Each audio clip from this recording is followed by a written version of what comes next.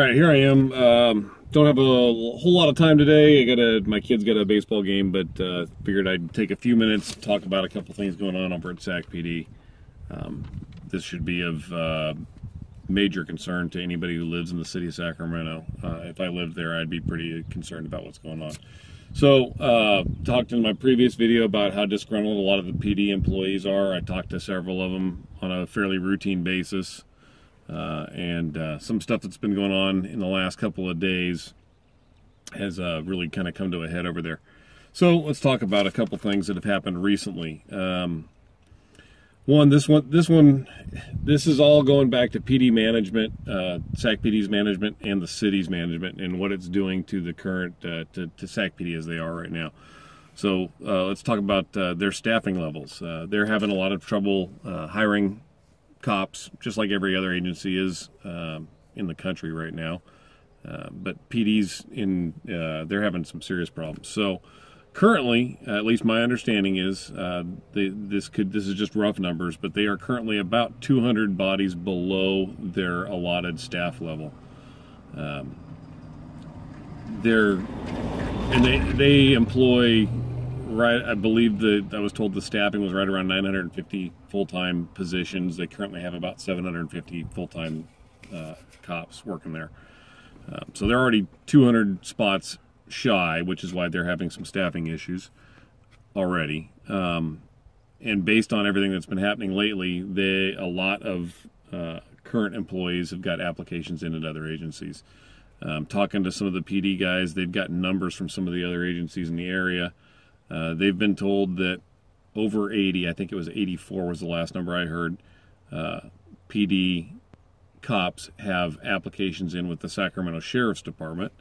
Today I also heard that there was 40 or so that have applications in with Fairfield PD, which is not nearby. I'm not sure why they would necessarily go to that, probably because it's a larger agency in the area. So that's 120 more bodies that they may or may that they will probably be short here very soon, based on the morale and the hiring issues and the mayor and the city council and everything going on in Sacramento right now. We got a lot of people, lots of other people with applications in with smaller agencies. I was told that some of the field supervisors, patrol sergeants, are telling people that if they can leave and go to a smaller or go to another agency, that they should. If they're early enough in their career, that it's time to bail now before it really goes down the drain. Talking to a guy who's got 2 years left until he can retire. He was talking about lateraling to another agency. That's how bad it is. The guy's got 2 years left and he's not sure if he can stay there for another 2 years. So he's talking about lateraling to another agency and starting a whole new retirement program. So that's kind of the feeling that the PD officers have got that's floating around right now. They're pretty in the dumps about the way that the city's been treating them. So let's talk about some of the reasons they're feeling that way. Currently, they've got a major lack of support from the mayor, from the city council, from department brass. They're infighting about who's going to be the new chief. So there's guys that are deputy chiefs that are doing what they think the city wants them to do, but in the process of doing that, they're shitting on all their employees. That incident with the pedestrian stop is a perfect example of that. They threw that officer under the bus in minutes. It was absolutely ridiculous. That's still ongoing. I don't know how that. I haven't heard any updates on that recently. So that's one thing that's got the cops that are working there pissed off. They know that neither their management nor the city are going to back them if something goes on. So talk about the Ferguson effect. It's been going on recently nationwide. It's a huge deal right now in Sacramento. Why would you do anything proactive if groups in the city are going to be upset with you because you did something? They're going to say it was based on race, even though anybody who's in law enforcement knows it's not based on race. Your city, your police management's not going to back you. Your city mayor's not going to back you. City council's not going to back you. For that matter, the city mayor is going to throw you under the bus and call you a racist and everything else, just along with all the groups that are out there like Black Lives Matter. So that's an issue. It's gotten so bad since that pedestrian stop became a huge issue, that the people that their normal clientele, we'll call them clientele, we're talking about dirtbags, criminals, people that they're coming in contact with. That neighborhood's got a lot of issues. There's a lot of gang problems there. So a lot of the gang members that live in that area, they're absolutely emboldened. They know that the city's going to not back the cops. They know that the management's not going to back the cops. And I've been told that these guys, the gangbangers in that neighborhood, are actually confronting the cops and just being belligerent because they know the cops are going to do what they can to avoid having an issue. All right, so that's one thing. Sorry about that. So let's talk about a couple other things. The city contract is, PD's contract's up for renewal. They have not got raises in years, although on paper, talking to one of the guys there, on paper they did get a 2% raise in their last contract. However, that was a 2% raise, but they also had to start contributing more into their retirement, into PERS. So what the guy I was talking to, he ended up taking a net negative 2% raise. So in other words, he got a pay cut in their due to their last contract. And this is all because the city was broke and they were complaining that they couldn't pay their cops. So they haven't got raises. They are the second lowest paid agency in the region. Agency in the region, and that includes agencies like school cops, park cops, park rangers, stuff like that. So Sac PD is a major police department. It's the second lowest paid agency in the area, including all those other small agencies. So that's pretty pathetic.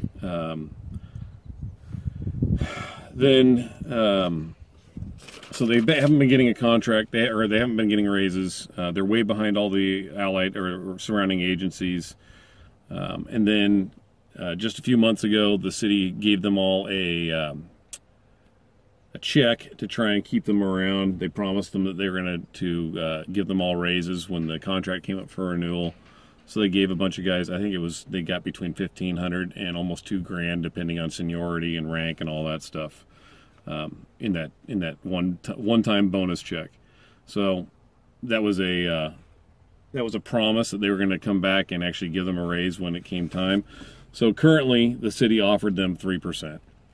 3% doesn't even cover cost of living, nor does it cover the 2% pay cut that they took last time. So it's a ridiculous amount as far as a raise goes. So they're taking their contract to arbitration. So what the union is trying to ask for, knowing that it's going to get bargained down, is they said they were going to go to the city with a 30%, asking for a 30% raise.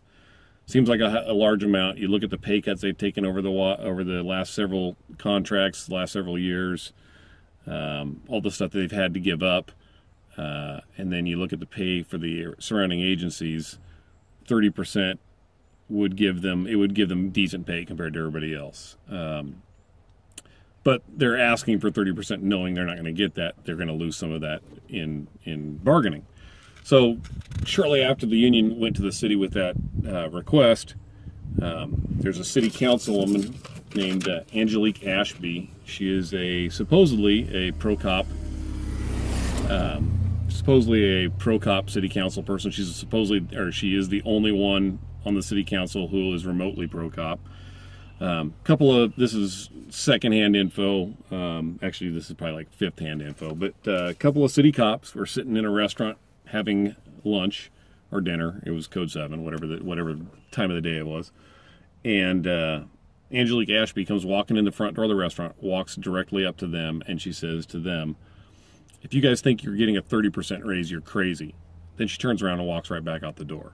So this is the only city council member who's supposedly on law enforcement side, just approaching two random cops while they're at lunch and berating them. So that's one thing. So that obviously has gotten around the PD. Everybody knows that happened. And there was an incident. I was made aware of it quite a while ago, but it wasn't public info at the time. Now apparently the information's been spread around the entire department and everybody knows about it, so I get to talk about it publicly. Angelique Ashby took Mayor Darrell Steinberg. She took him out to the Sacramento PD Academy, and this is when he first got elected, and she wanted to show him what some of the stuff that the cops were dealing with as far as use of force goes. So she took him out there, and they ran him through the force options simulator that they have at their academy. A bunch of shoot, no shoot scenarios. So they gave him a gun belt and a gun, and they told him how to use it. And you know, it's not an actual real firearm. It's set up to use with the force option simulator. So they run him through a bunch of scenarios, and they run her through a bunch of scenarios as well. She did fairly well on all the scenarios. She shot the guys who needed to be shot, and she didn't shoot people who didn't need to be shot. Steinberg didn't shoot a single person. He got killed every single time. And after being killed in every single scenario, he went up to the people running the force option simulator, and he says, I still don't understand. Why can't we just teach these guys some sort of martial arts so that they can go disarm these guys who've got guns? That's how insanely lunatic, that's how crazy Darrell Steinberg is. How unreasonable his thoughts on how law enforcement should operate. He's being shot in this force option simulator by a guy who's very visibly armed. He refused to pull the trigger on the guys who were pointing guns at him and firing at him. He didn't fire once. He didn't shoot a single guy. And then he expects the cops to somehow miraculously, magically disarm these guys using some sort of martial arts that I'm unaware of that makes you bulletproof and allows you to dodge bullets. He's been watching The Matrix too much, possibly. Anyway, so that's where Steinberg's coming from. So these are the people that are running the city that are not backing the cops. And so that's why the cops are so disgruntled as far as management goes. So they've got the open chief position, and there's a bunch of people that have put in for it, including several of the deputy chiefs currently on the police department. A former PD officer put in for it. His name's Daniel Hahn. He worked for PD. He's now the chief of police. I think it was Roseville. He's fairly well liked from talking to the people that I know over at the PD. They were kind of that was where they were hoping for. He gets along well with management that's currently there, the cops that are on the street that know him, like him. So that was what they were pulling for. However, it sounds like the person who's in the running, not that it matters, Daniel Hahn, the Roseville PD guy, former SAC PD guy, he's a black male. Not that matters any, but it does seem to matter to the city management. So the person who the rumor mill is saying is going to probably get the chief's position is a black female. And my understanding is she's either a captain or a lieutenant from Berkeley PD. So that kind of, the whole Berkeley idea, that gives you an idea of where the city is looking to. If you look at the way Berkeley's been running protests and stuff there, it's a total disaster as far as a law enforcement opinion goes.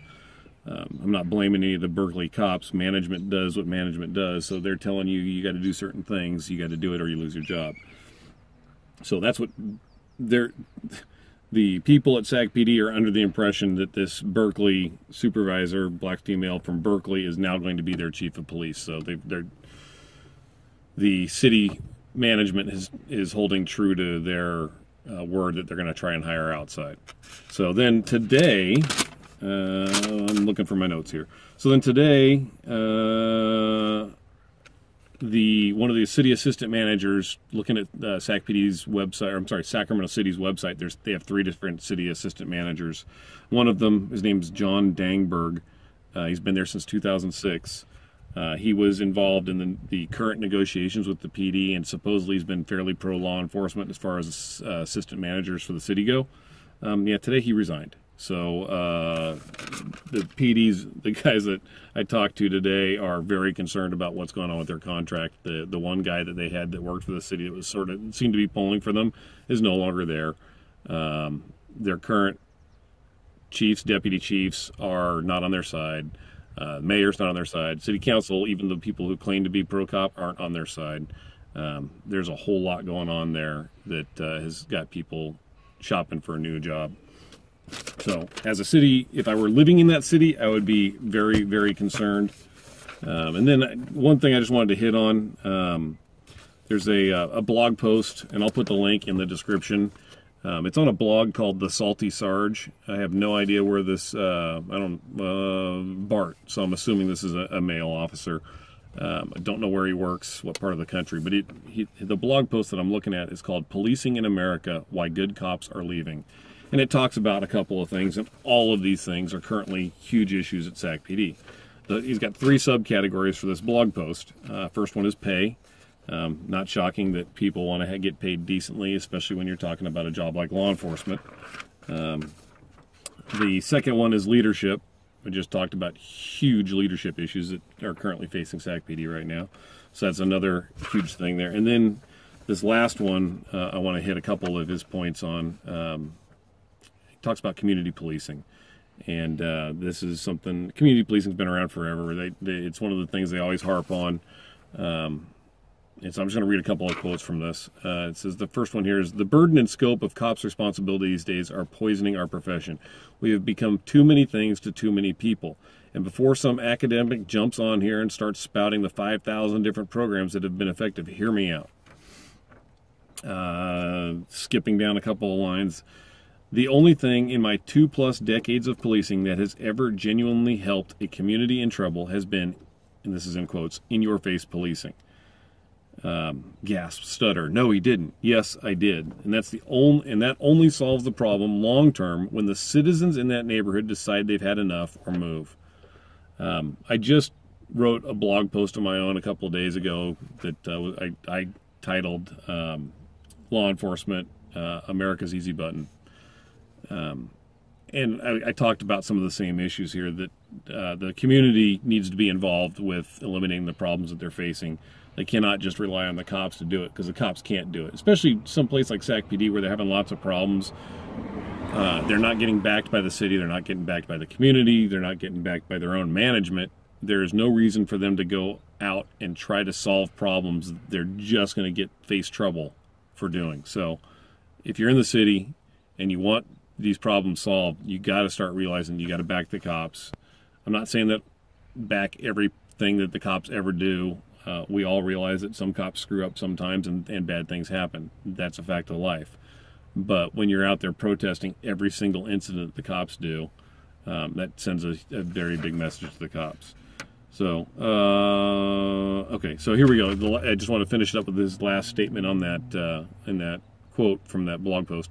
It says, now, I'm not talking about the kind of policing that violates people's rights.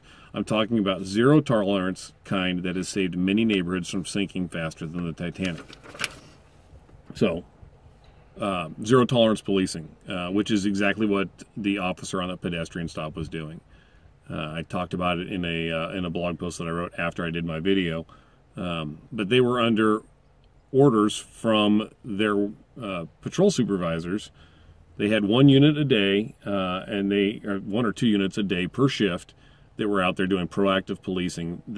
That was all in response to a gang shooting in that very same neighborhood at a park in which several people were injured. So they were doing proactive enforcement, zero tolerance. They're out there and they're jamming up people that matched the description of the suspects for that shooting. So they were trying to start working and putting pressure on people that are not necessarily the suspects of the shooting, but the suspects and their friends, the people that are hanging out with them. So that's why that stopped. People are screaming about, oh my God, it was only a jaywalking stop. Why did they jam that guy up for jaywalking? That's why, zero tolerance. So they were trying to do it. They were trying to do what works. We know it works. They were trying to start hammering the people that are causing the problems in the neighborhood, and then it came back to bite them in the ass. And so what I'm telling you is, if you're a resident of the city of Sacramento, you need to start talking to your city council people. You need to start calling the police department, showing them your support. You need to start working to solve the long-term problems that the cops are trying to solve for you. You cannot rely on the cops. The PD, Sac PD right now is in a lot of trouble. They're going to be in a lot more trouble here very shortly, as soon as I've been told it takes about six weeks to complete an officer's background investigation. This is from a background investigator on my department. So it's about 6 weeks to complete the background. And then from there, it depends on the rest of the hiring process. So you figure 6 to 8 weeks, you could start seeing a whole bunch of cops vacating Sac PD. So anyway, that's where we're at. I feel very bad for anybody currently working for PD who, for whatever reason, can't get out. I know if I were there, I would be gone. So anyway, well, good luck, folks. Just recently, I think it was a couple months ago. Son of a... Excuse me, my camera fell off. Let me fix this. I'm just telling you. God damn son of a bitch.